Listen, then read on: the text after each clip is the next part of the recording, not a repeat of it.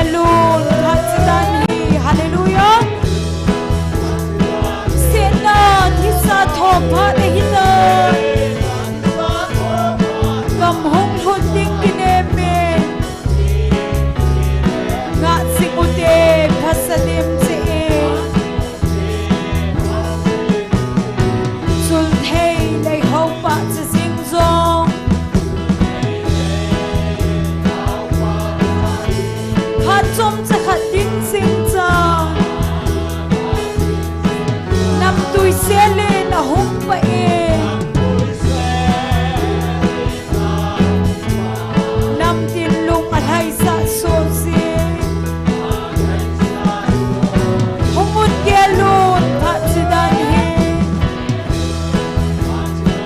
sena thisa thopa ehita kam hong run ding kine me nga sikute phasadim se ise chun sopite hongon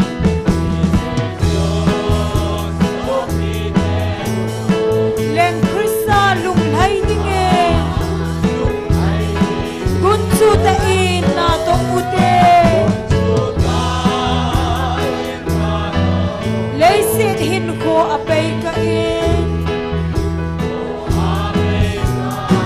umun gelun patdan hi sena thisa thopa ehita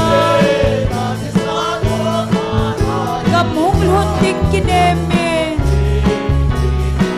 nga singute phasadim chi phat lo pi chu hong mangin te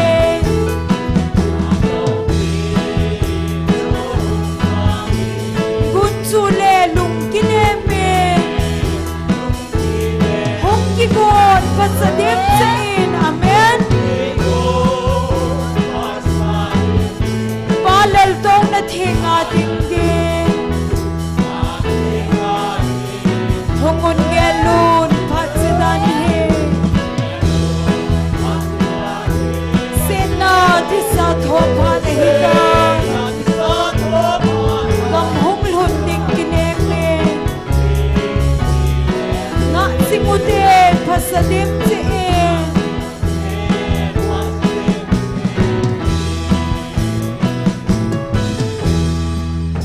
hallelujah amen thakau thing van va khunun ne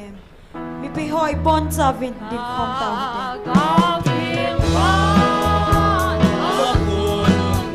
hum lek kin in ka ngayui hin su hal kin in mi pi ha samte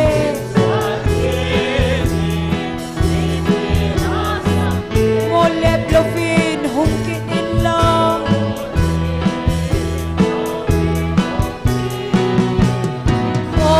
ngai su vel hagau nun ne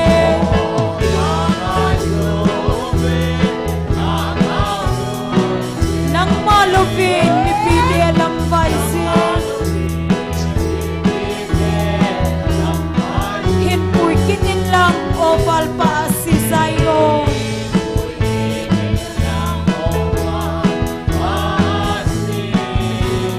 ki pa lam pi thenga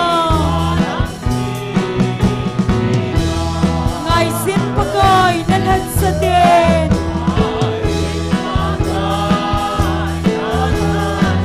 atun son lang mahay sun laikel ngoy ching din hin pui din solo iti ahidi mem pagay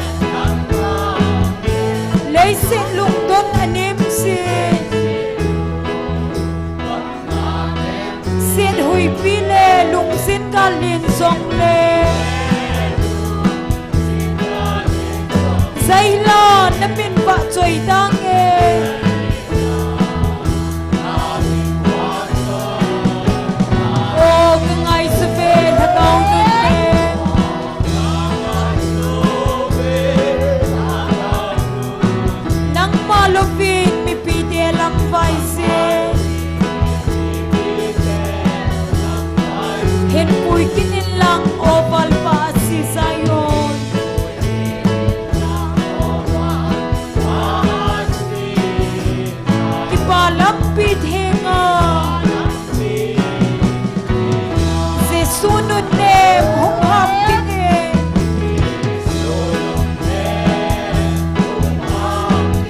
Dung dong ta ana tho na Het sa ilang na nilukok suto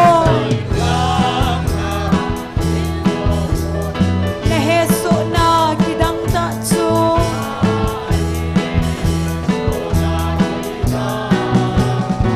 O kangay suvel hagaw nun ne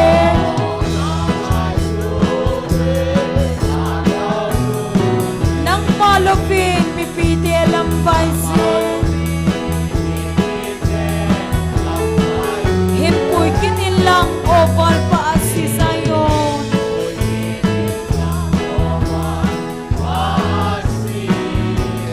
Kipalapit hinga Tagaw theng van vakunun ne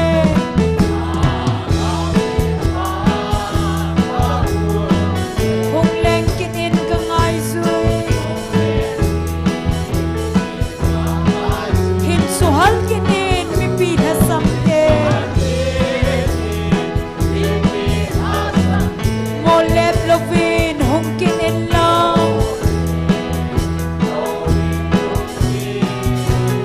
O kangay suvel hagaw nun ne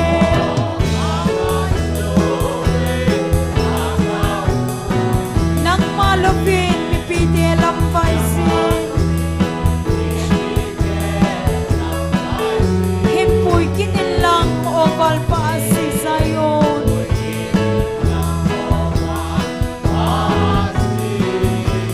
Kipalapit hinga Ngay sin pagay nalhat sa din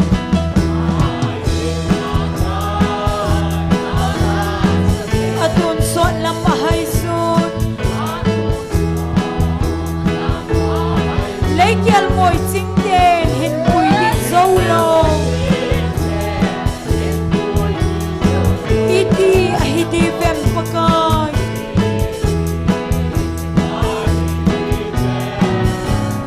O kangay suvel hagaw nun ne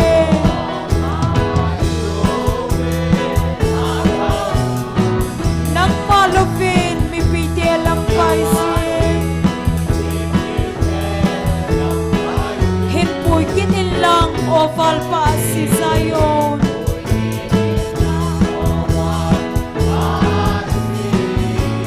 Kipalapit hinga Tagaw theng pen nang naumle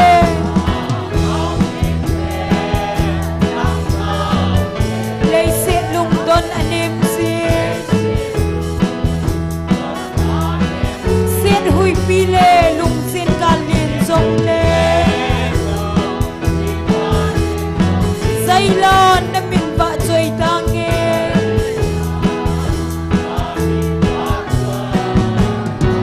O kangay suvel hagaw nun ne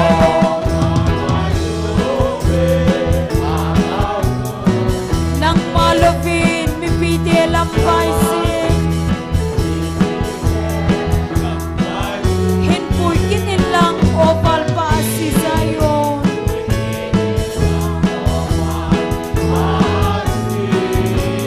Kipalapit hinga Sesunod nem hung ham kinin Lungdong taan na tho na Het sa ilang nalinglukod suto Reheso na kidang tatsu Amen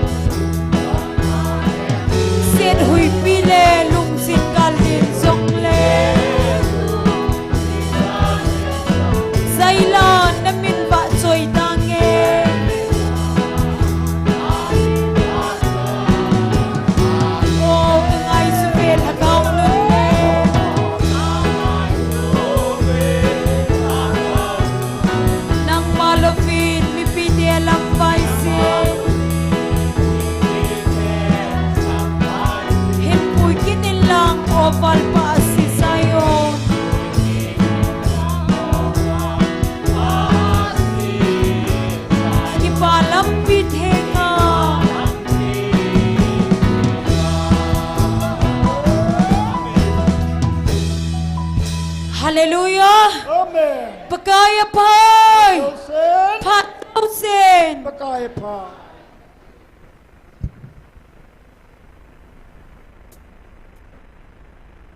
ประเทศนี้ได้โฮปีนาวกำจังขัดกสิมดอนมินก็อีกกลุ่มวังตัวเองกันตาด้วย Date 5/3/2026นี่ควายโฮปีนาวสมดีเลสกีนะตุนนังหอกระจาเตวังฮี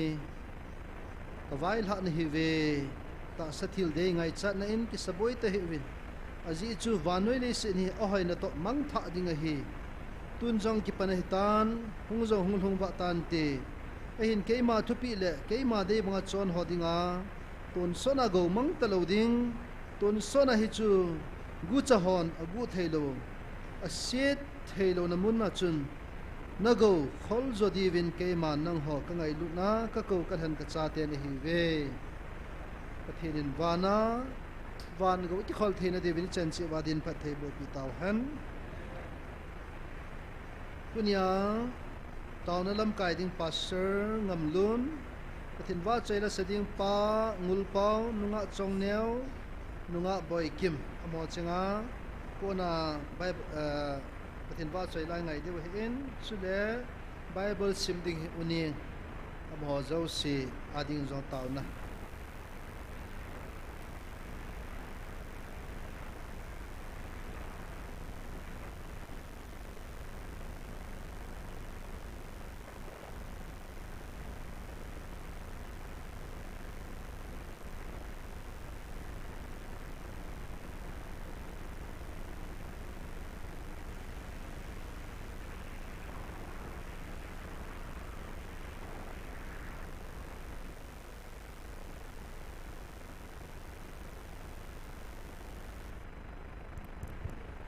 ตุนีนิโค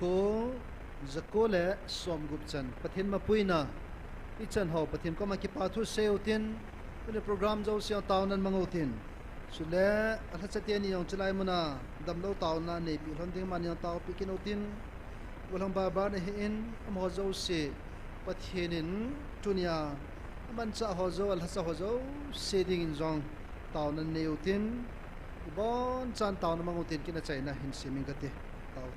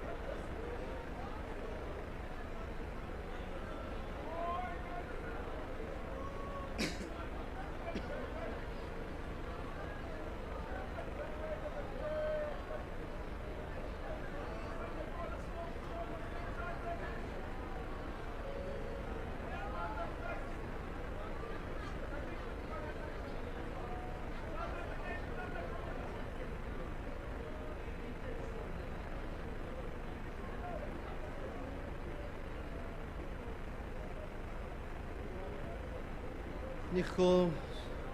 zakola som gop zen pakai mihim hon kyo hat na le hoi na le kapat thowang wang ka zo theu hilo tunin na ngai lut pui hoi na zal hi zin hallelujah tin kipat na min lo pi sang tan ka thang vai pakai tuni ki man sa na dio taw na lam kai ding hin na va chai ra seding in bible sim ding hin taw khom de ho zo si ka hin ka bon sawa nang de banga phat de ho ka chai thene di vin nang ma khuna ki bap sen na pan pin ngai chan na min thang va in nazri jisu krista na min thim pana na ko ma ka taw khom hi pathin va chai la seding in pangul pau an ko te ma hong ki chai chai le uning Bible chang simning naman in zo pa elepante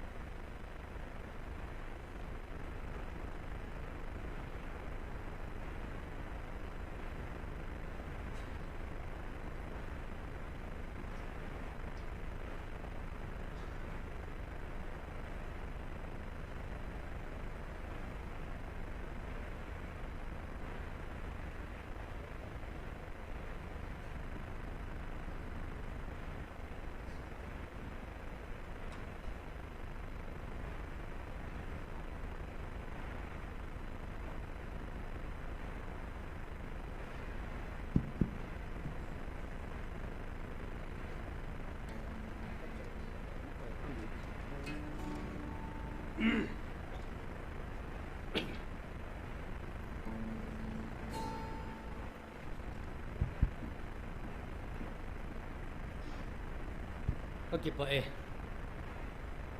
tua la kan sa ding hi mingkum langa pa na hi lai mo na hi pathin wa chai na la sa ding a hi talunga uma hi na hin la mi na do la pi ha chin na hin pu na ki man nai lo ji chun lion kan kal do nom po pathin lung si nin tu hin kamang thei tan Hallelujah. Sule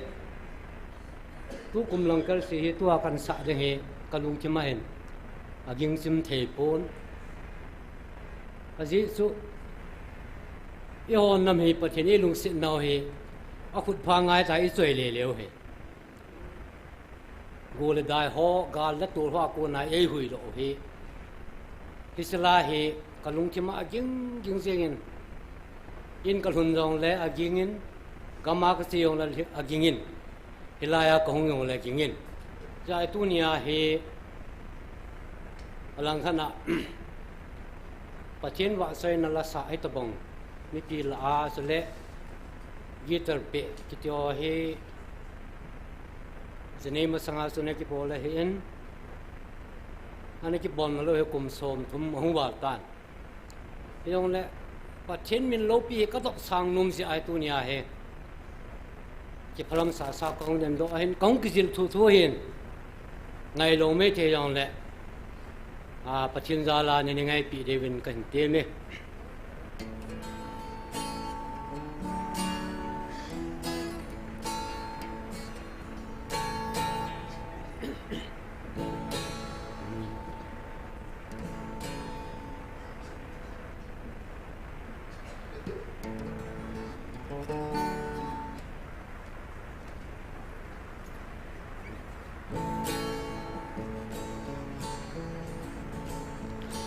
hữu hình quan để vui lên để sinh ai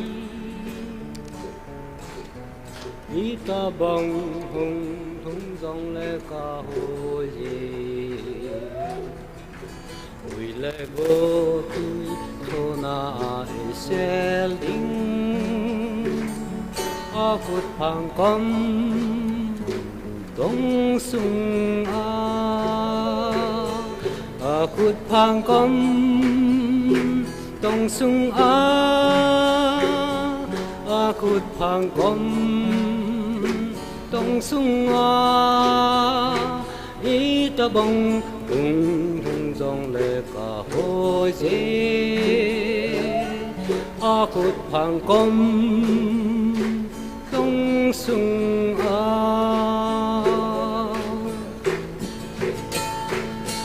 ni lung se po je a khut phang kom tong sung a khut phang kom tong sung a khut phang kom tong sung a y ta bông tung dòng lệ cả hôi dê a khut phang kom tong sung a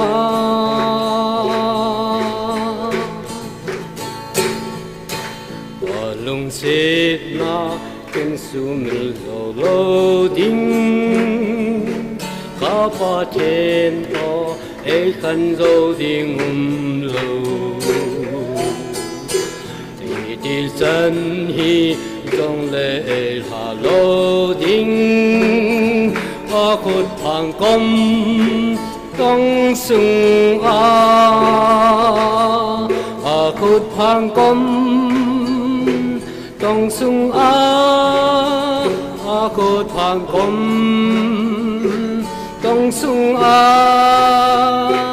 y ta bông hùng hùng dòng lệ cả hôi dê a khut phang kom tong sung a khut phang kom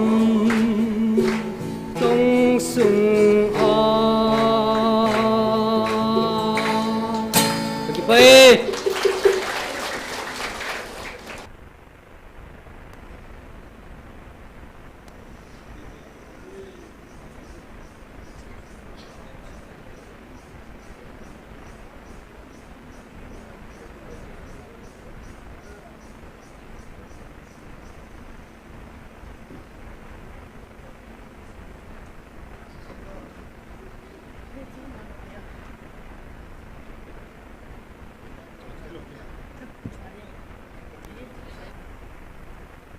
Hello.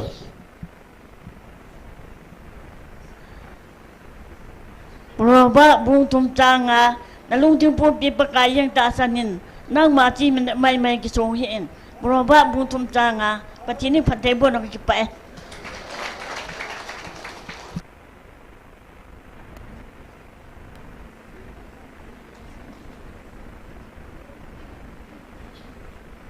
Unia yon nakihamu khatapon huzizin lang ama hen evangelist nuto akilona tam ta sen tunin gel do am kinin aka che to amit ati tam phat kilawe ipamen tunin imakin ven bible chang se pangul pawa en mani ki papi wal san kun ha beng na beng ote chunin phun do ding ba thangjang wal pabung ama hoya mamo pu thangjang wal pabung indin do pilo ki pamin telu seta in ama he kolang wal pabung ho he en tunyang masat ni pene he ama ki papi wasan kun ha beng na beng ote yan to pa ki pa me pa let jang gam ki phai ho sapu he ama kat khelo la kang po pilang a en ho sapu ama jang tunin imoven kinyao satan lai khun khucha ga hodan an towin ai la ki pa men pathen ang sunga ma kinyao satan tunin ahungin ikimutovin taon na may iti namang pang khomenay la ikipapivin ikipapivin san kun habeng na beng kinote patien tupi patien zawlawa imasangwa ho dinga alhung thei thil khat cham po tunin ho saho ho lam kai ho chulen lam kai ho patienin anakawa he tunin jang ipaw hongin ikipapi mama jing ve pathin wa chela sadingin nunga chong neo ama phat an piutin aman pathin wa choilan sa chai le ke vel din talovin pasor ngam lunin tàu na in lam kai vintin aman tàu nan lam kai sunga hi nunga boy kim hi pathian wa soi la sadinga phat an pi dinga hin tunin tun chong neu kan phat ipe ve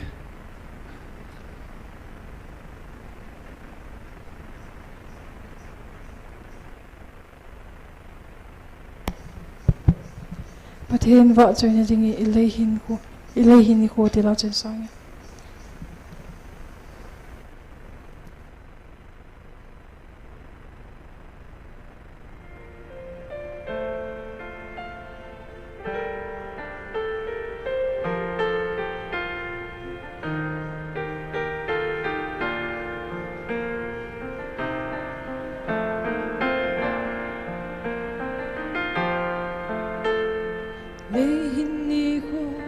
ni khat ni ting le hung be ding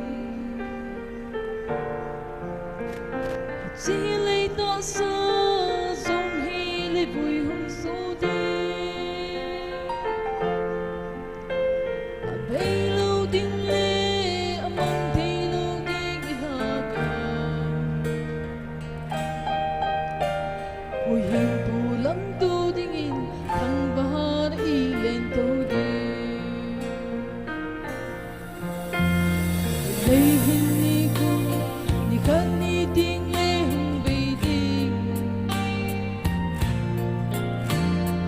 chỉ lấy tạ sơ dòng hi lấy vui hung số đi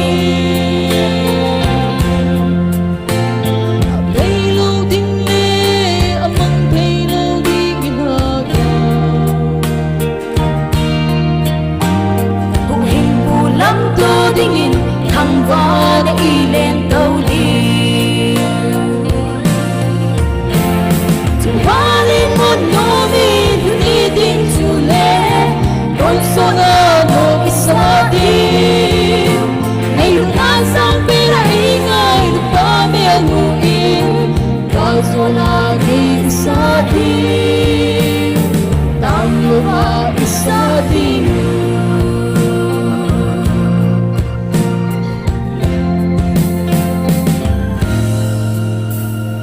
trên nào lấy ya halal thấy đinh ima lâu Inan ha diu i nei i ko lam sa ting si Ai lo pi na hon van sung nga un ani pu Ko ta sa lau ko pi pa kain asim sa unge Suwani mo no mi ni ding sona no isadi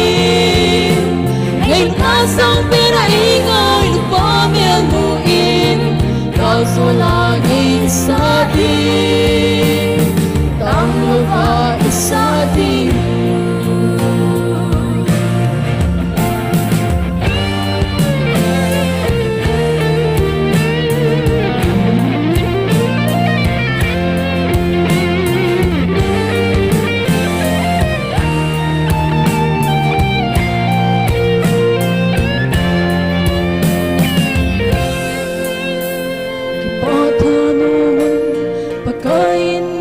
sim dâu tai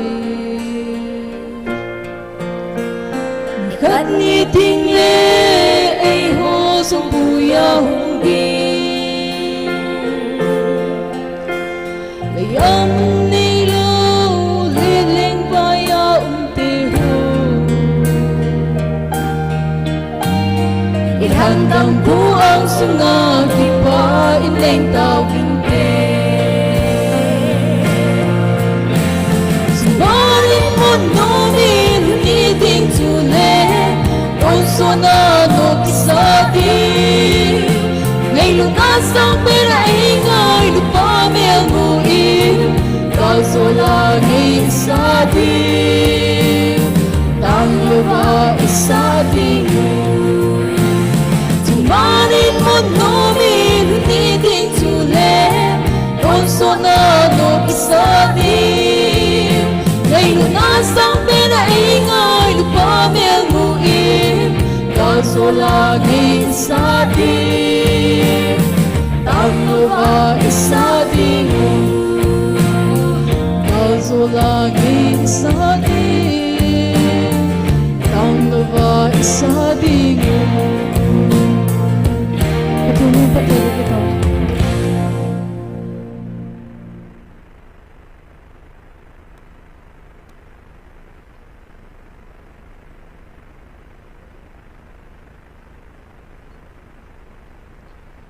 Hallelujah. Amen. Hallelujah. Amen. Ki pam le zingin.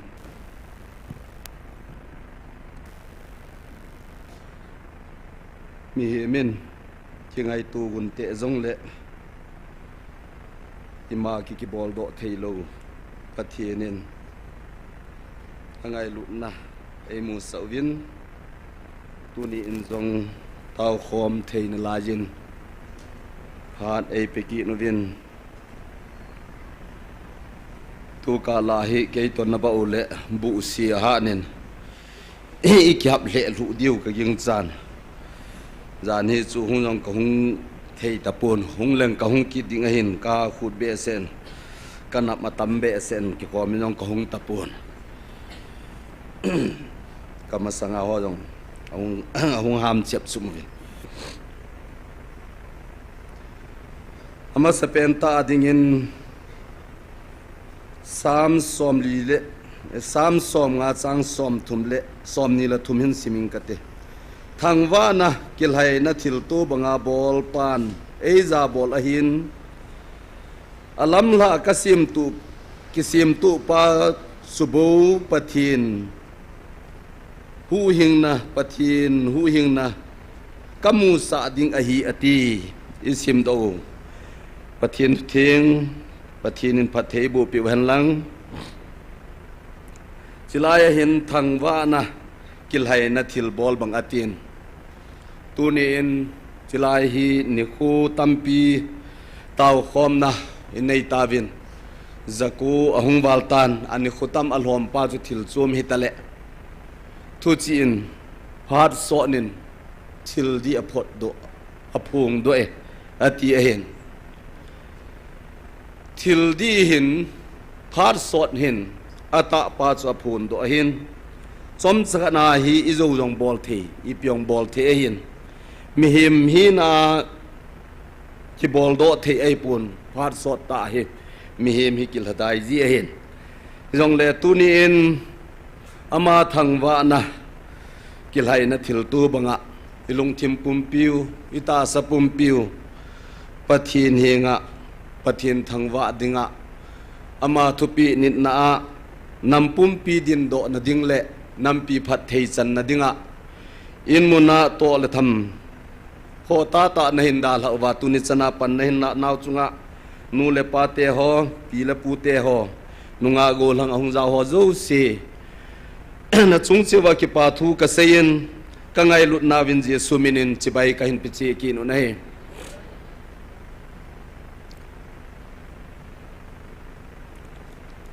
English film ivet kha ji diu ahin English so khun milim robot asiemovin akido pivin a khop set jivin chitabanga khun ei Christian in sunga jong hin pathin keu thim lew hen phading ahin ima tho thoi bolovin iki sep thuvin boi na iki bolovin ngai tu le keng bolten hapta khan ham ni ham mun khana taw nai ga mangjivin ai le ihung le hun kit phanu le pathin do ma ibol kit no vin ka vet ji le English film tho le evin ei mi te hi ki sei mo tain taw na program isimu vin iga taw jiu apana pha e ihung phan yong li taw na pa khu amuna khu in da la lo diu ihung ji di o hin tunin hi chidan diu khu ingai tu le hi chilaya taw ho jong hi iti sei dam di moval hi chu di moval mi him lung ge la dingin ai wanga pathina dinga di mo lo ai Hiya chu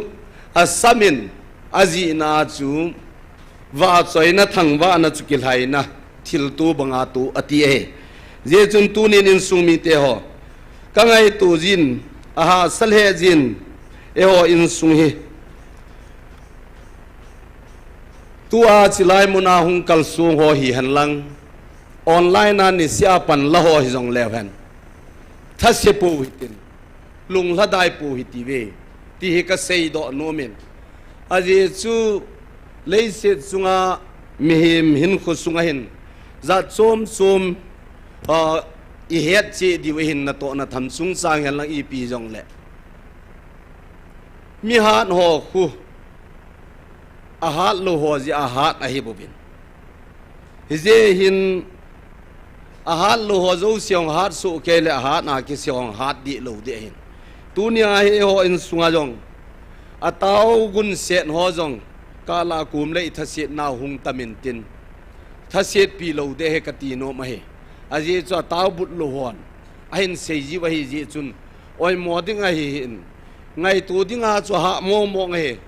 ni kho za ko wal phat chenga tau a che yeng ki ti chu a hat lo na na ding a cho a zo ding chi hi lo a hin hi je chun len na van leng hi hevin van leng jong khu pilot a thiam mong mong ho khu chung langa huila gula meila ki tu ke sa a hin tol do hu pilot a thim a hin a tol do thelo a accident ho aircraft tu ho ku a thim mi lo we hi je chun tu ni le si na krista lengam chi pa na thu pha thu hi mi na mu the hi lo lunga uma ta sana ki zu ya hi ja hi ki tu thelo hin hi chila hi na sata ta a adem mong mong zong suki ding a hin oi mo lo ding a hin adem ho ji a khu adem lo ho I a hi bovin hi je hin phamo ka sa ji pun ama ho bu wang si hi vin a je chu an tuita ki thu hen lang ne hi be le an lo ho ding a bu chu gil ke ding a hin an ne ho ding a chu oi wan a hin hi je hin kala kum le ho in sunga jong I thu ma o min an sei kha le nai sa ji min tin hi jong le ka ga sei do nom chu thu kang in I mai la dung a hin pe phat le thu kang hui gut khop tai be ai le a thu kang ding a cho ve lu om pun a e a ding a na be ma he bo bin hi ja chu a ta ho jong hi min apam langa pana nup nu ma hin sei pau khu I boi pi pya le e a ding a na he bo bin hi je hin na sa ji po hi ti vin gutta panila di we ti he ka sei do nom he kain tip kit ne ve aji chu I sap tu to ale adem ho ko ki pa pi le jin thasit pin ka gel pun aji chu a theilu na na ni pi ba sei da he ka ti hin ye hin min thil ha ho thil ha ke ho na mun ti jong le ta san hi beobin ain se ho sang ho pathin ha ho ai ho we ti ka sei do nom he aji chama ho na maron don na se hin e hon ina kulwa iza uwa iminuwa imuwa ala imuwa ni sai ke kho muwa ni za ko wa la yong I thau nom thei na lai chu khat ve chabe hung lo ho se ya chu ga boi ding I pu ve ti hi tu na kil hamun nei ga tha sei do kin wa he je hin thil ho zo se amun amuna ding a thil no mai bobin je chun pakai je su yong chu ana ve leo chun a sei ju ho la ata san pen pa chun anazu udoin tunin jong pakai jesu krista ta sanna chin hong pia christian in sunga jong hin christian kiloi khom nagam sunga ta san pen ho chun ai chi iskarot bol ban cha bol tho tho ding ai bobin hi je chun tuni in mi hem mit ve na ta san ho chu chi cho chu bo hin sei jui pital jong chun pakai jesun nei sei lep de thum ve ti jong le nom lo chu nom mong mong lo kya sil za za jing hai a khon ka nei sei lep de ti le nom di lo hai ai wangin apha na hong hun tan ka thei mong mong he ti min na o jong chu ati jong le nom lo lai hi chu tu nya jong cho chu hit ta bangai na pan kha lo ji win tu ni chanin pathin thang wa oi tin I pan thei lo na di win jong pathin hinga pan pi na ki thu moi tin cho hi mo sia ki ko ai pun bible a hi a context le a phat dung zu ya khul tu ding hilo thila ki sei pa che ei ma ta tu a hung thu thu ei ti hi ka sei do no men tu ni in som sa ai ke holim na diwa sol sa pol lin le kha ji na korin mi te ko ma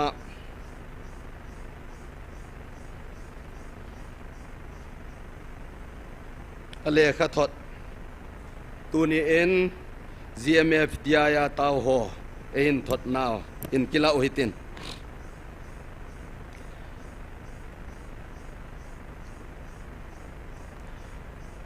korin bungko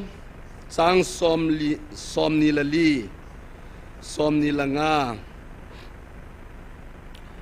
hai tet gul se na a khu mi zo se lai chi ji a hi wangin khat bobin han man asanin a hi chu nang hon na het lo ham na san thei na dingun lai jun chule kibut ima hi zong le gul se zowing ti a gut tena chun ati chungwa ati ba u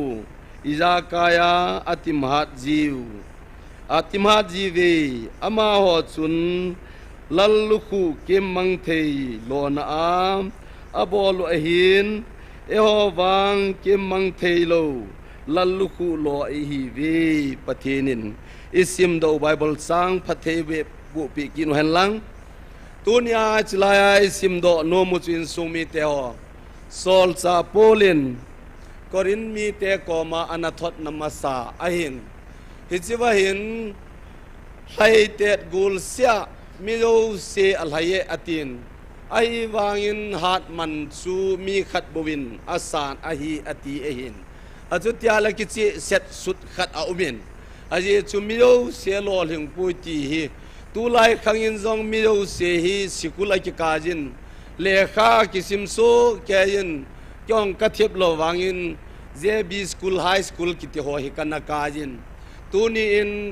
BA ka phapun MA jong ka phapun lekha simzo se BA MA pha jong aki umdi pun suna chung sonin candidate na MLA hen lang MP jong le candidate zo se jong ku lo hingdi lo hin achutia le ein sunga tuni in pathienin ei don but naw le se pi u chu hilaya ata san ho ataw jing ho nang ho wa nga hi nagam su katun de ati ai bovin achutia le tuni in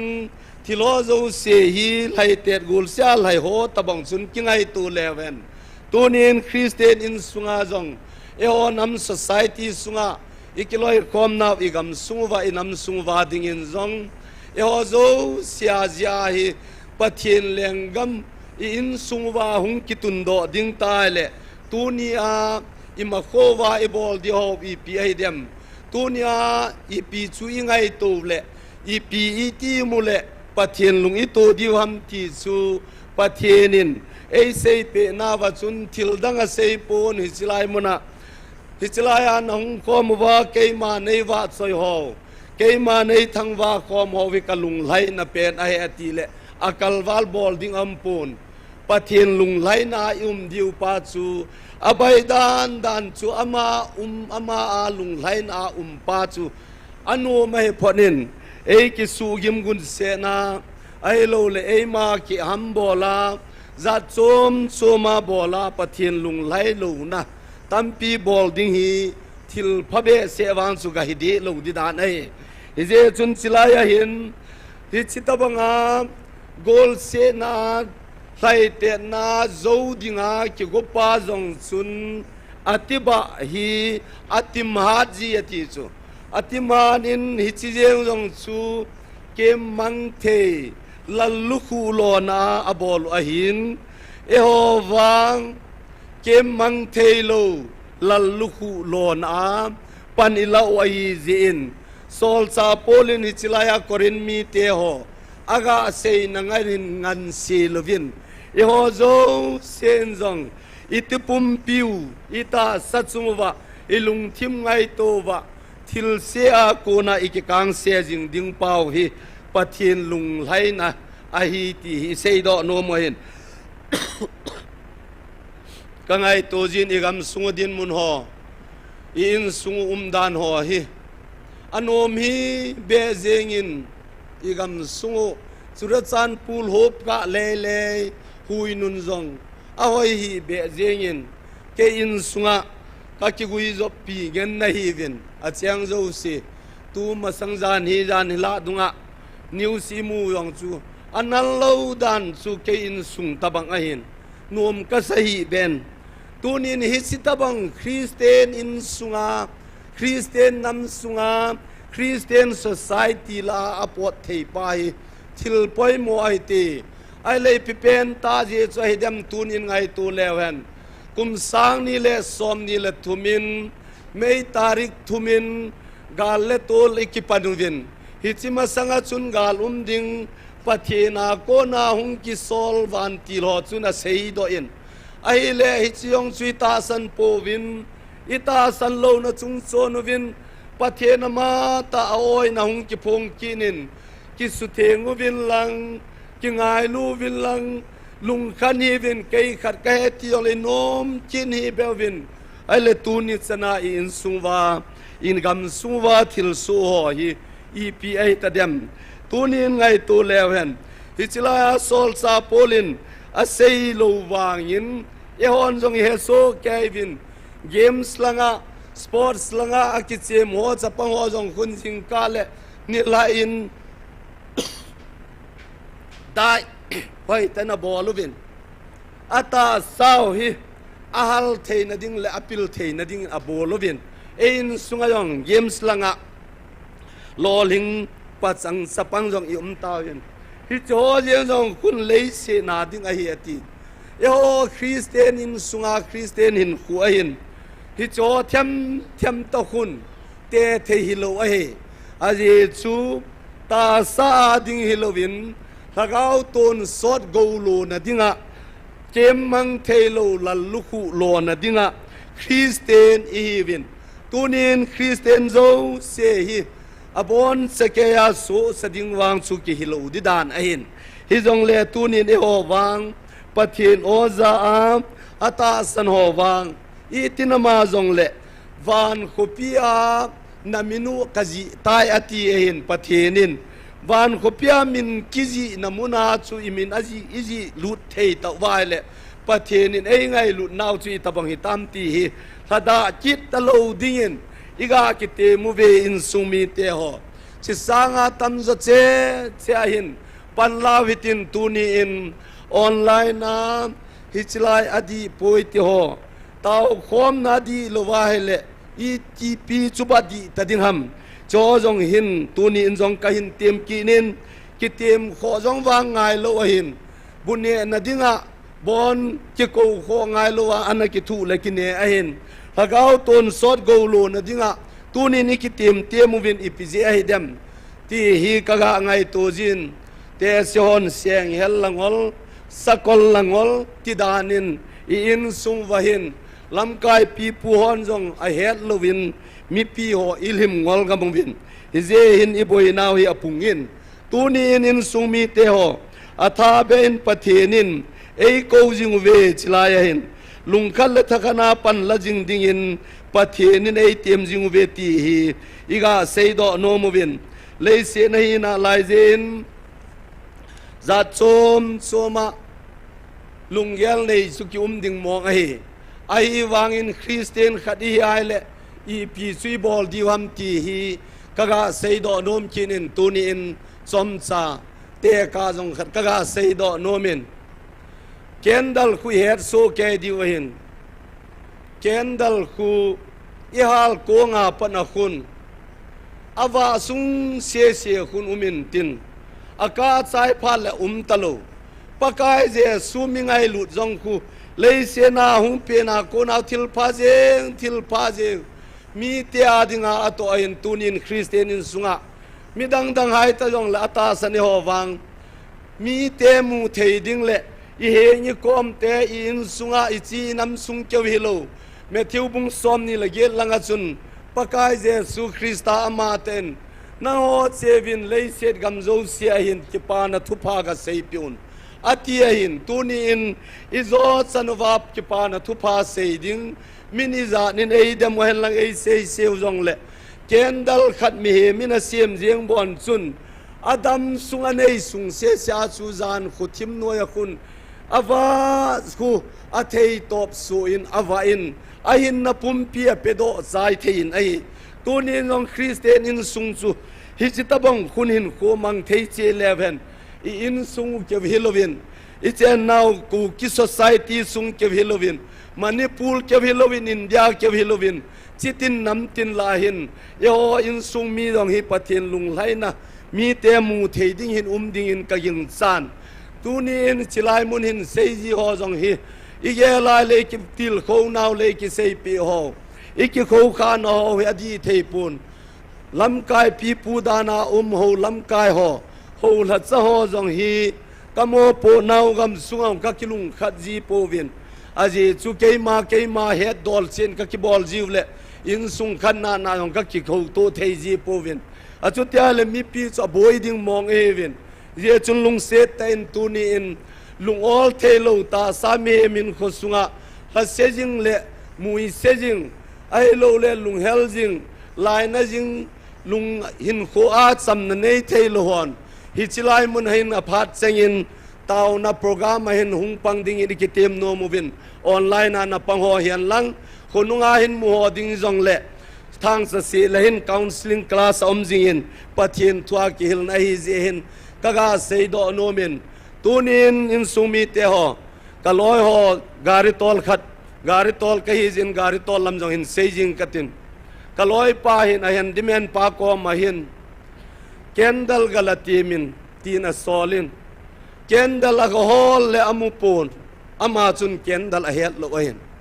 hije chuna hol amu lo phanin slidens til ke na pa khain choin chi hi poi kendal chin he lom tin chin agalaro en aver sale ke hon cho chu kendal kati povin khoilu thang mei kati ve tunia zong pathen yo che wang wa hi kiloi khom na pa zo hui ha mu ji ovin in sumi te ho ki I society pau zo khu I ha vet phan vin Christian hi na pa hui het thei lo we hi je chun le kha thol langa chun le se na thu pe pa bon a thu pe ki su khela le taya ki chan lo wa le van thu pe pa lung lai lo na bol do le van ti na chung chun che hi ding hi ati hi tu ni in sumi te ho lấy xe na ít chen khom nau gam sunga kiloi khom na society gam sungin jong pathen thu e ho a ko na mu do ta sangin mu thei sun chu azat chu ma mu do tan tunin hichilai ta muna tunin hichilai muna ta ho hi witin online na pang ho hi jong lew hen imo po na walen ma in chitin nam tin la van noi mun tin lai tapun ei ma in sung che jong hi na satain pan mun la na ding hi atam le tai ti hi sei do no movin tunin in sung mi te ho ita sa chungwa e ho le ho ki ka hin thuno bau tam om jin ipi chwami ti le e in sung ki sei se to koi ma in pathen ama ta ei ma ta ko na dan pa helo le sol cha polin korin le kha thot nanunung lama chun ta sana na hi lo ham nang ma ki khol chen zon atin tunin mi tam tain bible to ki tu lovin bible a din ding a hi tin seminal class yong 11 bible tu se ayu mulei bolai gam sunguwa hi mi ver sen hi ta hi chan divam kain sumi te ho hi chi ho hi gelu hi te tuni in sumi te ta salam zenga zong kiloi khom thei talowa ei le jong chi ki su khom thei talowa pathen lung lai na ti talowa le ser government lung lai na jong ki bol do talowa bible a pan sa ding itin alaivin hi chi sanga chun tunin in sumwa pakai pathenin ama ta minoi nung pen bangin ahung kisemin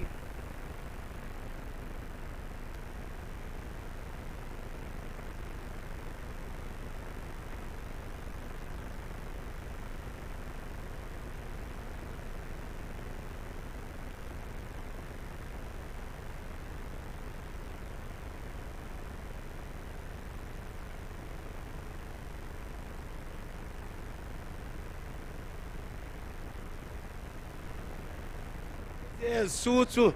ama ta chu ta samela hungin mi hem te ading in phatto na jeng amit so kho mu sain ayal bai ho lamazot sain anakong hon kho azavin ai lei pi bola chu mi chulung hang ai dem tuni en zong ai to khop se nai te kan sung mi te ho akala kum le nam lam kai ho ki sein thil pha bol zong le ki sei se ho lam kai hon zong i to diu lom na to sangin i to diwai ho bung sung vale i ho bung member ho i baptist member ho i sanawa mangui tam ti sangin mi pathen ho na le pathen o dem na zain hin khu i mangwin tunin lunggil tan thang ai to ki nui te kan sumi te ho lei se chung hi ti chan pi phan diham sot talo de he imo pu naw jong som de ka to khom pi ho lam kai ho la chana tong ho azo phal le tunia i tai tal ho hi pakai je su ko ma pu lu ding pon tin azo khal le tuni mo pu na ho hi mo chan na bem hung hi ding ai ti hi kaga sei do nom zo hi tunin in sumi te ho sol sa polina sei na chun ama ho chun kem mang thei lal lu khu lo na dinga hi chan ge ya chu ki hal cha ham bola hi ve e ho wang kem mang thei lo lal lu khu lo na pan lai hi ve ti jen tunin mun tina online na pang ho hi witin hi chilai muna ho yong lew hen tha sen na ding le tha da na the hi poi pakai na phat sa e ho pi wa i ke hei mang thei na ding ho zo siai su di jiwa tu de na phat dan chu a phat changa khola poi mo dung zuya i ke ho pi thei ki divin pakai pathenin awan til theng ho e pe ki vin pathen chulo pi na chang zo hen lang tu nin zong in sumi te ho lungil ten ngai toi ti ve hi chilaya to ho in zong ni kho khana dinga ta sadam la ya dinga sm na ding le zu ti mu na ding mai hilovin pathen thu su bulin na ding mai hilovin konung chana ton sot gama chana dinga pathenin athuinga e ho pi wa hi ti sumil lo hela ta san jing dinga panila jing diwa kaga tem hin tin tuin wa choila sading khanin eyvin amanin santin su ting le keima in town item boy kim la sading in hung ki go han lang town item ma kain seiding su ki pa thu zo ana sei weitin ki pa thu bo ka de yin ke hin aji chu pathin in tunisana silai muna tau kom na mun jong sun zom the nei ko yovin khole veng hau sau pa tam tain adat mo lajin e ho hau sapu veng hau sapun jong ko sung le veng sunga tau na mun ding lem sang ei pal pi ho ji hin ki pa thu na sei weitin aban kinin gam sunga lam kai phata ta lam kai qualify hilo section lam kai dinga yong qualify hilo tin sei na vin ke gel danin ma qualify lo na le tu chan ei lam kai pu vin takati hin lam kai phata ta hoi ta pathin ei pe vin mla minister jong in ei vin tu ni chanin min mo na khana mi mo ding mong e vin hi jong le tu nin lam kai phata ta hon gam sunga again the ha so ho ki tu thu theina ding to gon ei nei pi ho zalin ki pa thu na seutin hi cho chu taw na ina nei di hin tin tun boy kimin pathin wa chai la hin santin an sa chai le ka sei ho achon taw na an nei oti ve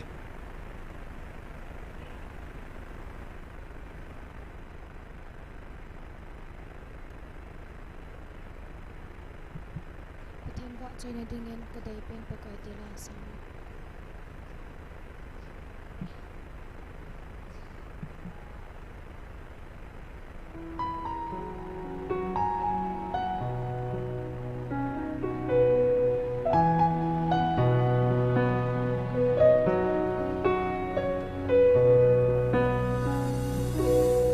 Hiti chan kum tam ei pui pa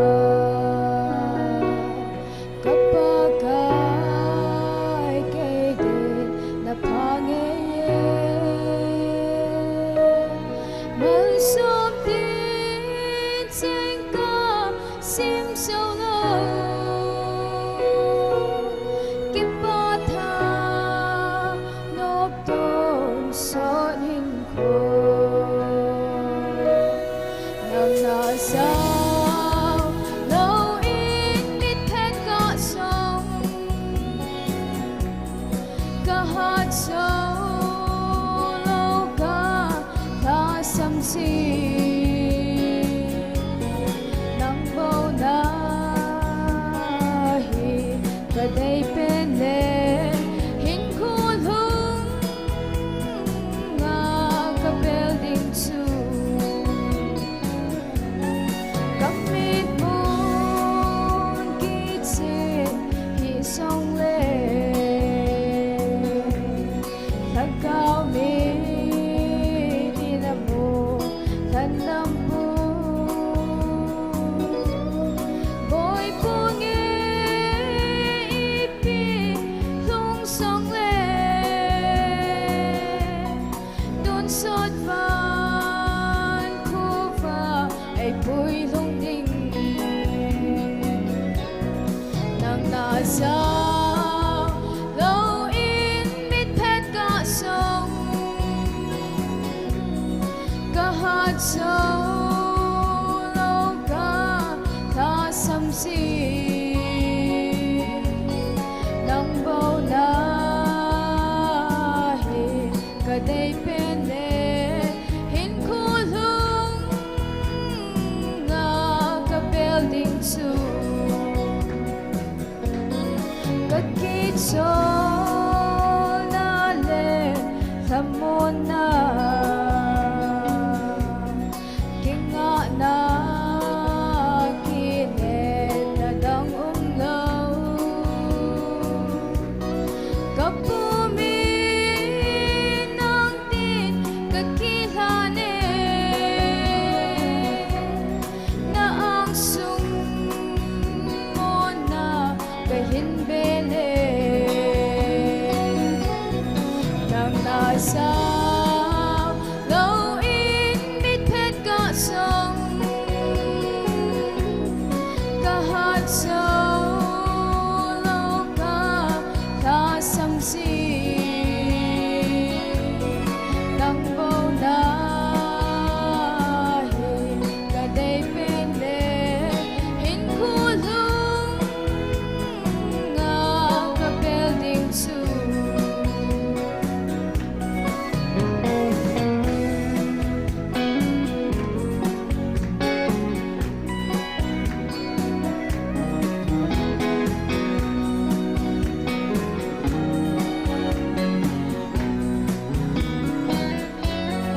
Đất là lê gần thế là lê xê bôi lệ lung đơn na cầm ahin cả ngày si cả lan đam pu pakai nako ma lên cả la lê nang na sao lâu in biết hết cả sông cả hát sâu lâu cả ta xăm xì nang bao na hi cả đây bên lệ hình khu lung ngà cả building su nang bao na hi cả đây bên lệ hình khu lung ngà cả building su Pagkibig pagkibig Tuon ihithina dolchin tauna kepa tu seina anane witin atsaina ke man nei tangte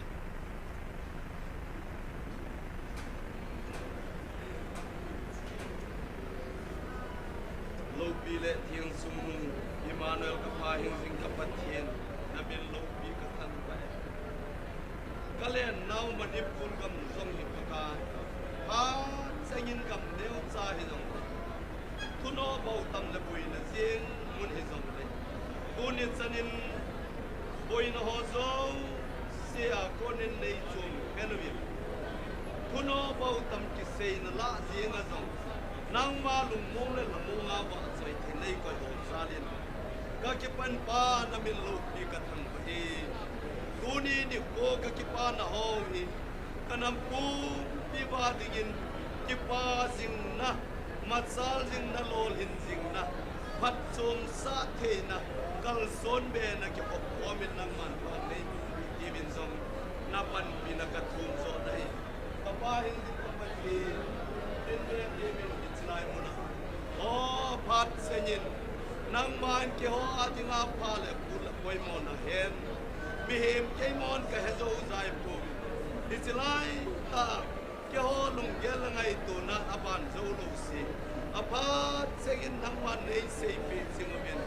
kilam kai na ding dong nei sei pi win ka to ka tham diu dong nei sei pi win kilung se de ki ngai lu ding dong nei sei pi win kalil lo na wa ko na pakai nang ma thulama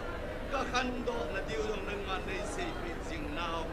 aphat senga na ngai lu na ki to na mun pakai hi chilai muna ta chapata ta na la chanu mahin na la chapu hin pakai chulet kul hang nang ro ba ta sale nang ma ka thu kule dinga pakai nang man na hen do ho tu ni chana tong le thang singa nang man kal na sun ki sing salin na bin lo pi ka thang ba in ama ho zo sia ding zong tam the na le phat the na ta sale lagawa dingin na chan na pan pi na ka thum pi ki zo na hi o he pa tu ni to en be te min ko ta in ichilai muna tao ko mo ding zong pakai nang ma tu pe su ho ding nong ko sung le beng sunga chen sa nom lo na phat san alun nga ko mun nom ko sung le beng sung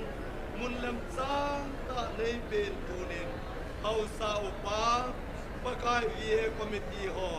ato tham naw nang man lo hin pi jing ho ka pathian hau sa ki che ta nanga ko na lung di pu akal sung jing hau sa nei pi sun na ko ma ki ba ka sin pakai hau sa pu hin sung mi te ko sung le beng sung nang man phat pi ko chule ka pathian tu ni chana hun hoi le pha pha nei pi ba pakai ki ho ha na wang hi lo ke ho ngai tu thim na wang hi lo o he pa nang ma phat na ji a lu ong hiu cha a lung mo nga nei koi na pa hi to hanin u ni in zong ke khom thein la jin nei ko yu vin pakai ta sa boi na za chom hen lang thi na le lung don na lung jin ka le mau na gam lei se hi jeng zong le cho zo se khel lang pya tu ni chana hi silai muna nang ma thu pi zom thanei koi ho zalin ka ki po un pa na men lo pi ka thang wa zovin ai ki pa le thanom ta tu ni chan phat kala jing mang hin pakai ata sana tha nang man nei pi vin lang tu ni chana hung kal son jing in sung mi te ho zo si jong lungop kai na nei pu ma hung kal sung om jong le pakai nang ma na boi nau su lap pi ding in na pan pi na ka thum pi zo nai ke tu ke chai chan nei pui lung wa tu chana na phat the na hi zat kamu nau chunga ki pa thu ka hin sei na wa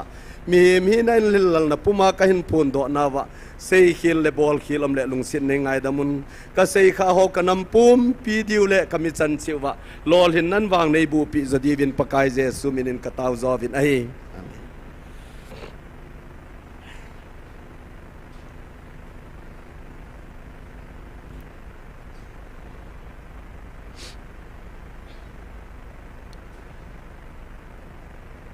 Pat som khat na laki no hitin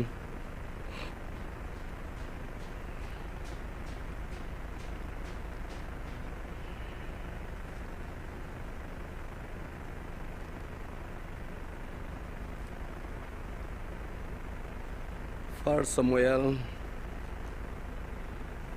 ana sim khong ki no hitin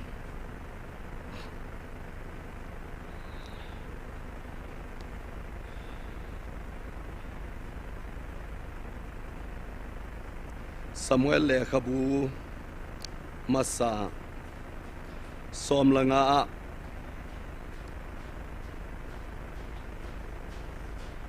สมนีละนีเละสมละงาสมนีละนีเละสมนีละทุมอันนั้นสิมวยตินสมซาเยาลิมนะจงอันนั้นเยหิตินอันนั้นสิมปันตายตีเวสุภานินสมัยลินอโนยาทุติฮีอเสยตายปะกายสูอทุเสยอากิงายาอากิปาบังอามปุมโกทิลตูเลกิลไหนักิบอลโฮอามกิปะหินามเวตันปะกายทุเสยไงดิงฮีกิลไหนัสางาพะโซอหินกังซาอทุเสยไงปีกิตีฮีแกลงวยจัลทาวสางาเดยโซเดsanga deizo ahi izena meti le douma lambol kiti hi ki thoya chon sit tabang bang ahin lo chal kiti jong hi doi huwa thim mo chan tabang bang ahi izena meti le nangman pakai thu se na paitan aman nangma leng chan na hai sa ahi tai ati isim do bible sang pathinin phathebu pi hen lang tunin in sumi te ho silai ga sei do nom kit naw jong su thil dangai pun pathinin e ho pi nawa hi chilaya e ho pi naw hi na samon ineyuin tuni chanin in sungwa achom somin lungai tu nei jong lewen ama thu sei banga ina hile tuni hin igam sungi nom talhe dingin kaging chan aje chu hi chilai mun hin patheni na phan san e ho piwin mi he me mo ngai tu bangin igel gam tawin pathen hi mi hem tabang hi lo hi lehi isai them ngau le khabua chun Israel te jong su amin mo naw asein bung khat ranga chun ipse amiti le bong salin jong apu a he ti chu ai wangin Israelin wang a hedo he atin tuni jong kangai tu le e ho jong chidan dewa khun tuni sanahin pathenin e ho pi naw hi pathen ho chula inga lovin i he mong the hi vin ingai to ji le ha sale jein tuni in sung wa hin bolding hi i pi pen ta hi di tam ti hin a chom chomai sei di wa hin a je chu pathen hi ki khel ti nei lo pathin chahin a hing jing chahin sem ti la pathin jong chu tu ni pathin ain Israel te pathin jong chu pathin ain Israel te in sunga aboi na ho jong chu pathin abel phanule akil hamjin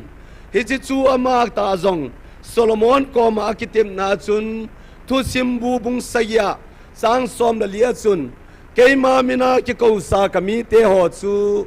ahung kineu sawa atin ka nga hin holwa ahung bo kumwa ahung kineu sa tingule agamu ka phat sa de ati chu ama ta kitep na he tunin in sumi te ho ni sei thu hilo e ho ni sei thu yo hilo tunia jong pakai pathin chun nagalu hi na ho dinga galai pon kangai lut ka ko na o keima ne hin bel na diwa ka ko na a hi bo veti e tun jong in su hi za chom somin ngai to hitin lol hin na ding thil tampi gam tin sei jong lewen pathian na luang lai lo le i boi tho di we ken ka se hi po yen sumi te ho pakai je suang pe na chun luk le khabwa chun luk bu ni sang som le li langa chun chung lung pe na chun pathian chu lo pi hena ti he chu le lei chunga lung lai na mi ho la sam le ngan ti chu pakai je su hung pe nil zana thu pe ama sa pen ta lung lai na mi ho la sam le ngan tu ni ni nam su wa hen apum plong in samaleng poi ti jong lew hen samaleng pantan hi chlai mun de hin ni lum tabangin samileng thei tawin ki paum le jeng in lei set ki vai hom nein wang denomination ki sem ho wi chum che hi di win denomination ai ki vet tu na lamuwin thilhamel nge ni puwin kaneu laivin ka khowa chun ka pu te ho khanin ke hi kalungan phal le thilhamel ka puji ati le kapa te ho khanin na lunga han lo jong le thil hamel chun na putho thove ti ma hele tunin in sung hi denomination ai ki vet tu phat le thil hamel nge ni pun hui chu hi ja chu hi chimina chu ki vet jewa chu pakaya ma tai na oi ho pi nau ni se le phat zo sia tang lo he la ta ho chu thil ha ho hi hui chu hi je chun cho zo se hi igam suwa ko na iun pe do vai om thu hin hi chin zo phale van khopi to ki gui zop lo he ti ka sei do no me hi je chun cho zo se in suwa ahung nem deu phale ki loi khom na wang salo thei lo wa te ding hin ai wang in zat dang te wang khu tam ta hi lo wang vin a ki loi khom thei tho vin e ho hi ti ham la ka hapun so hi tam jep jemin ka ngai tu jin tu nin zong chilai hin sol chun pakai pathinin athu pe chu ananin hen la hile su mang dinga akoi mi te ho chu ana sumang le ai lo la thil la lo ho chu ana sumang le ima cha boina nei lo ding a hin hi je chuna ma in pakai pathinin athu pe sang a chun i pi cha bola mi ti le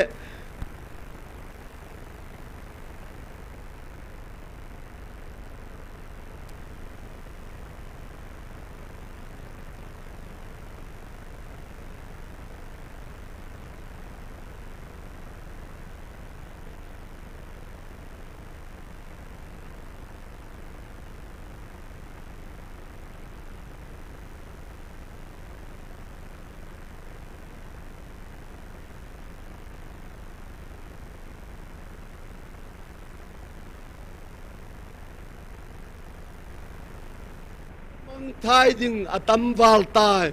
lagao na don tapo ve keng ngoi mang ding na don tapo ve van noi lei set pumpi sangin lagao khana man thai ding kai it zo ya tie hi je chun tu ni nin sumi te ho hi chi thu pe pa hi init lo zewin tu ni nin sungwa i boi jing thein lai di wa hin a je chu ke man ka se ai pon mel ma jong mel malowa koi thei pa chu pathe na ma hi bovin aje chu lei se jong ma se mahin van jong ma se mahin mi hem jong ma limai se mai bovin e ho ha nai ki son phanu le thei ji lo hin tunin gam mi te u jong le pathen lung to lew hen ama cha te hi na ling se ni nei phal le gam chui nei tho tho di wei ti ngam ta ka sei do he aje chu lấy sen he hor kilam thu thei khat sa po nei hi chilaya thu po na chun ka hai tan 2024 chui ta ma chun na hon na ki se mui ma sam poi ti chaw sa ho pi na chun na ho ki sem do ma sam poi thing na khat jong khun na ki sem thei po ve ti he tu ni nin sumi te ho gam lấy sen ni de yu wa lung mo ngai chen no mu wa hi le pathen jeng bo ki bel tai ti ve tu hi ni gam sung wa hi ni bol thei pen tau chu mi hem phep khat se hin thing le goi sat sa yovin muchi chiwo phalo thi gam na muchi ki tu vin athimo chang chang chu business si che mu vin in sung wa hin tu hin ata a anai hung ki bola business group lo yawin aban kina amu go ma amu hung kilaro a business lo yum kin vin kangai to le pathe na vai sawal be se jeng in ho adingin je hin tunin pathen le kabu in pi sei pe wam ti hi neu cha ga sim do kin hitin ho sia them gao le kabu in sim kin in katin kangai to jin i sim do khau vai he lo tam la ka thei pun i hai wa hi dam la ka thei pun ho sia bung ni sang ge na hin pakai pathen ni ti na se hi sin be nu hin ane ding an leng pi tui thau tui chu ke pe hi he pon bal do ja ki se mudang ka le sana ge ja abon sa ke pe hi lam he po sana le dang ka ho jong pakai pathe na hin leng pi tui han la an ne jong la pakai pathe na hi bo be kan sumi te o tunin mu chi hau na ding le nop sa na ding pe nai se mu jong hi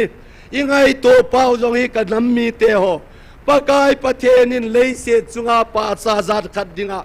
ana se mahin hi chi pa cha chu abc book 0 isim lai wa chun alim hoi tana kitai na pa ki semin po pi kitin hi chilaya chun pa cha hoi khanin kan hen tu lai khangin wang inam sunguwa dingin nam hausat na dingin kaheta nam hausat na wang chinai di wahin in la lo wang dingahin asunga wang cheng ding mi lo dai tai kan sung mi te ho ta sa je nga jong lei se lo ding be ai ki wo nu wa pa lom ka ti no mai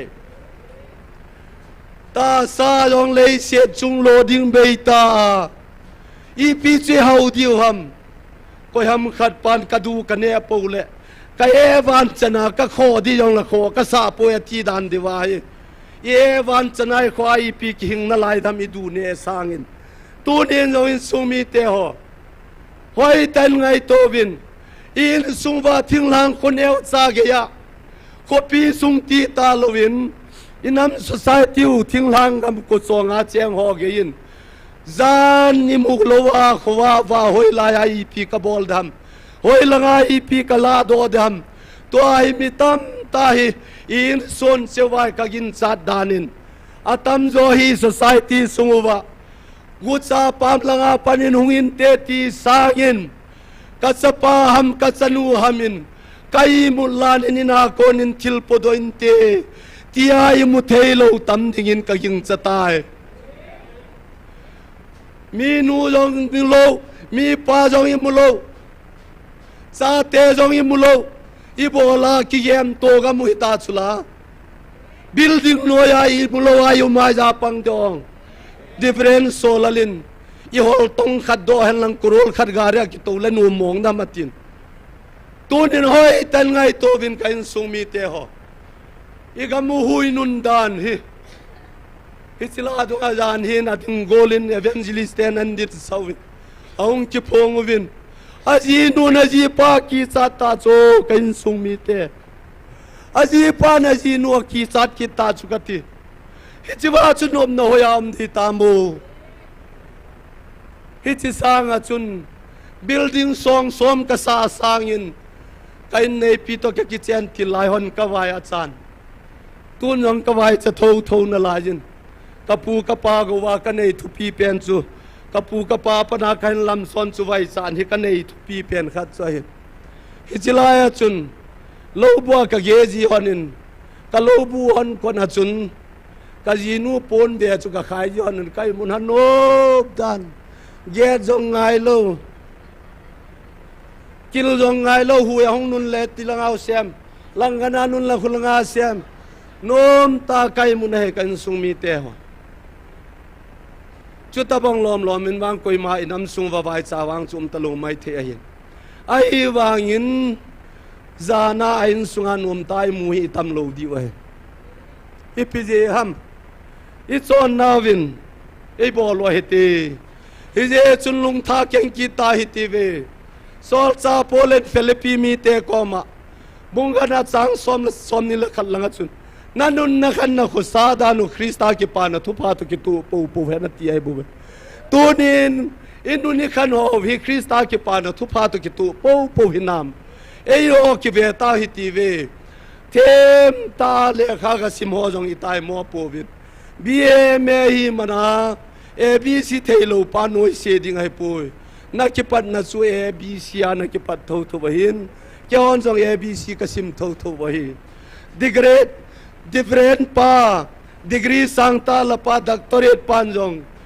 baptist member pa mai noi se po hitive nang jong baptist member akipan nahi bove tunin koi malen tumim pove alen khalam kai pi puje su Christa bo om nalai tunin nam suwa e hole hoi ki mu neu je wai bove hoi tan lungai to na kanin mi hem che ki ja mi pache ki ja mi nu che ki ja ale pastor che ki ja ale milham che ki ja pi bolai mi i lo wa ki sei the hidam ta ka ngai tu le ikichi sau hi cho kan sumi te ho koi ma cha chingwal koi ma po nahi koi machi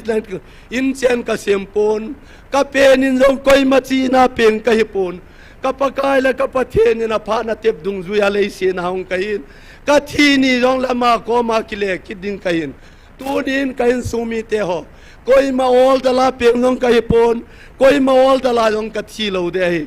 in sumi te ho le se chunga hin in ko he ho thu hin e ho hi in do nalang langai pan thewa hin i hel palwa pakai pang the hin ai wanga hin khopum piu nei pai pakai ti i sumil lo di wa hi tunin ta sapum pi agilo pa lampangana kipiale agilo pa nang mana control ding hin apa nang mana control te na dinga pakaya na kipele pakai sunang mana lumla na pha pang ding hi ti i sei do nom zo hi he je chun thupe init temule ei ma mi mala ding in jong phan tin in sunga ding in jong dam da hin tin in sunga lung bong te lo ho sa le nau te ho zo sien jong zan ko wa nu le pai mut kaling halalowa in sunga ko na pon ve khanam ai lo lan chang kam khanam chi ham champong ham khat soi de oding lungi gel sang vin pakai bel hitin in sunga ding in nu le pa ki pa na thu sei taw hiti in sumi te ho e ho nam mi mo mo hi hung pen lawa ko na apau thei ma sajat chu sa te ho pakai na nu na pa thu nun hi chu chon di ai ti FSC bungup sang khar khu il them so Kevin minu mi panjong e hon zo hi hen ma sat pe nu chahin ai wang ni bolai zui lo wa hi dem tunin pakai pathen hi i pan sa lo je wa hi ti ka sei do no min hi chila ya hin in sumbi te ho leng solin pakai pathen in athupe pa hi ananita lo je in pakai pathen chu pumgo til toa ki pa ding bangin an nagel tan pakai thupe anit lo je in ichiba hin them gao panama ko mana sei chu pumgo til to kilhai na sa ga hin kang cha thu sei ngai hi til phachum lung zo hi ati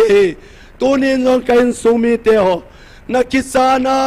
na tizana lung nol te lo le pakai ana belin lang ho bung sunga gam sunga in sunga kilung to the na ding pen hi pakajin hungwin kyau to hitin keima to kyau chamba saute keima nagalu ka za do lo wale koi ma chan nagalu la do puntin na chung sang tu do lo jong hi keima ka su to lo wale koi man su cho thei pon te ti tunin da president umelang prime minister jong le ama ho chun pathenin pha sa lo le I ma lo la je thei de lo de ti ka sei do no min tunin ne ho in sung choi mo in ma cha pachom pontin wal le se le tui khang len sem pai nang le ke ngai lut na zalin na na mo chu cha ka sim na eti le ama cha ding in ki pe do cheu hiti I thil se bol hong a che taw hiti thil phaloi bol naw lung thi ba konin pat na be ya haulung I ul na wa konin hung kile he taw te pathen hi vai cha he poi mi zo sen jing pia ko na ne lum hela ate ya go na bol jong le pathen vai chan ai sai lo he kuma sang in mi hi janin le se chunga pathen au san na nen I tin jong a vai cha pu nei a zoi neu chan su to pi to bangin kilom hi jong le kendal jong ata sapum pia dinga mi pia dinga ki pe do ava mi salva bangin tunin sumi te ho ta sat mi hem pen dola sile nam hi dola ku ki zo cha te ni bon chawin I bon chawin chitin nam tin pau tang lain Jesu Christa lo pi nei ita sa chungwa phong do thei se dingin in sungwa inam pum pi divin ki pe thei chen pathen thu ni dingin ki pe do ta hi ti ve ti chu thunung pe nai ga sei do hin tin tu na ga sei now Bible sang sim ho chan chu nei so tin tunin tauna nunung pe na dinga iga nei divin ngam sung lam kai hon hau sa hon ho lam kai hon pathen lung de ya kita ta na to na divin taw na anane witin aban zamin igam sung hi pathen de banga su thengaw ma mu chi chi wo phalowa ko na hi ike kang se thei na dingwin tauna anina in anane kin hitin aban kinin igam sungwa tule tua hagao mang thai ding amana ke helwa mang ding yong atamin ahena sa mang chiguna na jong atamin hi che ho zo se ding tauna anane hitin sunaban kinin hi chilai muna aphat senga hagao kilo le hagao phalo to kidin te pijing evangelist te ni hin sule to khom pi chenga hin sule mun tina online na tauna phat chenga mang ho hichilai muna ataw ho hivin khal khanan ki taw pe hutin so zo sia dinga chun tauna anane huitin taw chai na hi UPS in phat chai na taw chai na hin ne yin tin tuni ke phat san sung hin tin ai ma thei dol chen hi thei dol in taw na kun pun ho chun taw ti be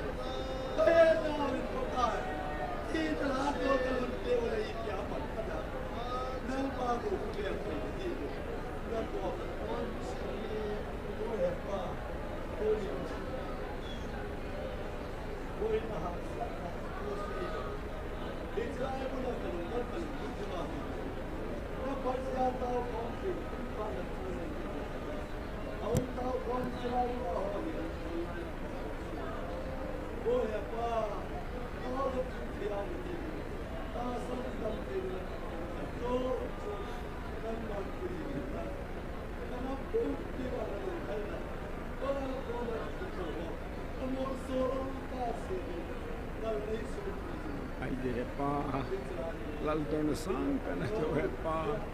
servun te ba cha jing ka pathi na thi nga thi ta ba cha o Gabriel na din pi jing jing he pa nang ka thang ma o he pa tu ni pa na cha te ne pa nang ma kan ngai ki tau ne nang ma ko nei bang ki dang ta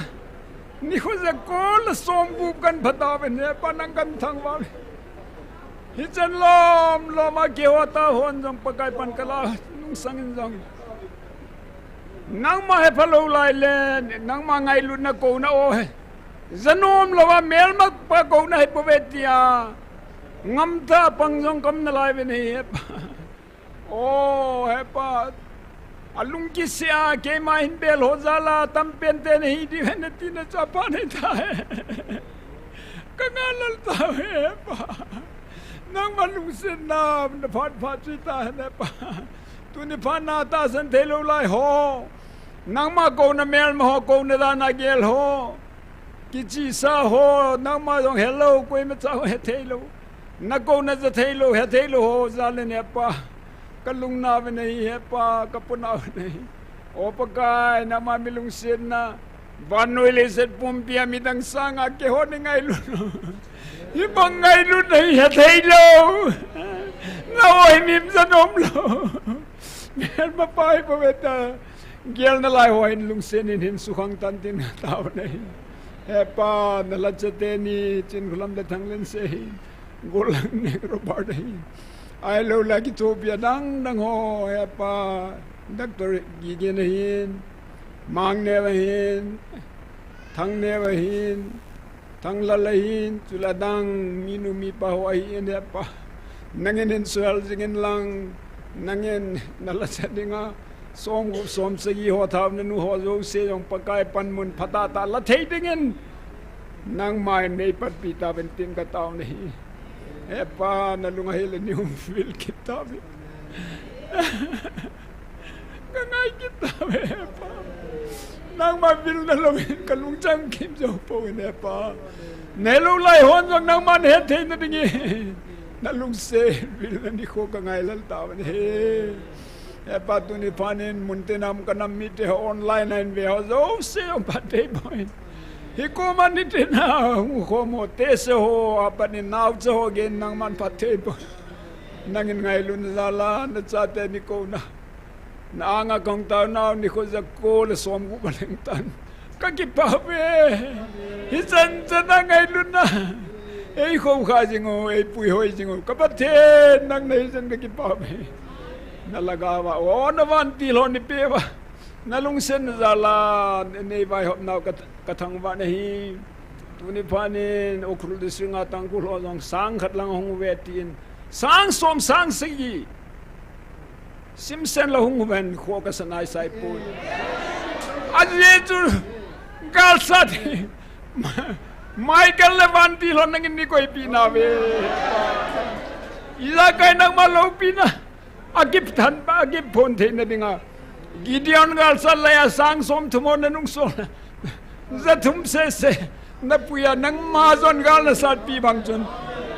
ke hon ka san nom ta po ve pa nang man zon ni sat pi vin lang